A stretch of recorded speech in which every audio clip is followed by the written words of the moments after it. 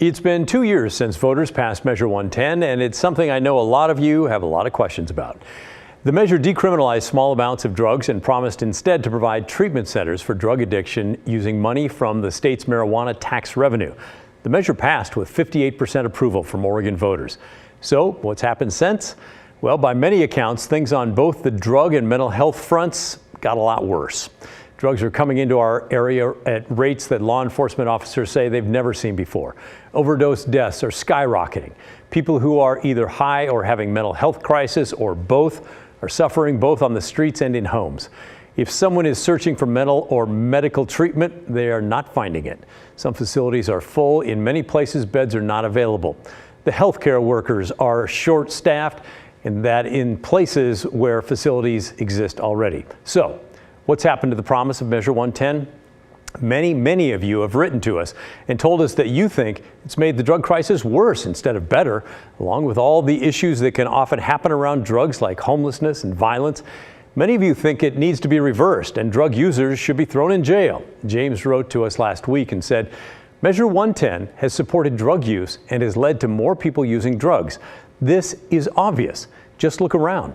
The reality is that this law enables existing addicts and no doubt has created many new addicts. It's time to repeal this horrible law. Well, today the Oregon Health Authority announced that they've made a big step forward in implementing Measure 110. They say the first 2 years worth of money from the measure is now on its way to communities across the state.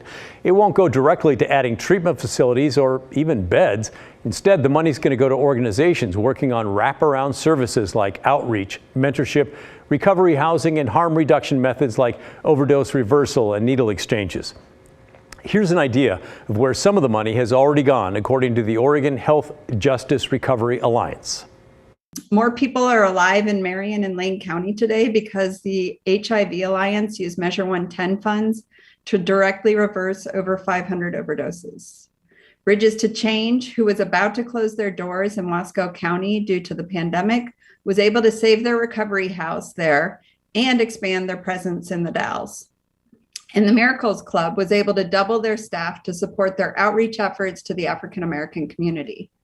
CORE in Eugene was able to increase their street outreach to high-risk youth from 4 times a month to 4 times each week. These things and more happened thanks to an initial $30 million investment. And I think it's important to just imagine the impact this remaining $265 million investment will have. Soon, every community in all 36 counties across Oregon will have access to a full range of services to help meet people where they're at, address their trauma, and provide the vital supports needed to heal and recover closer to home, in that person's first language, and by someone who understands and shares their culture. Despite the slow rollout, OHA says they stand by the claim that it's better than letting police try to solve the drug crisis. We had 50 years of incarcerating people for using substances, and if that had been effective, we wouldn't be in the position we are in today. We have more people incarcerated and more people addicted. So no, there's plenty of studies out there that show that forced treatment and coerced treatment are not only ineffective, but they can also be really harmful to folks. They have harmful outcomes. OHA admits they still have a long way to go. For one thing, they're still working on gathering statistics to find out how many people are actually seeking this kind of help after they're cited by police for drug use. They say right now there's not a uniform citation across the state. We know you have a lot of questions and thoughts about Measure 110. Send them our way. It's The Story at KGW.com.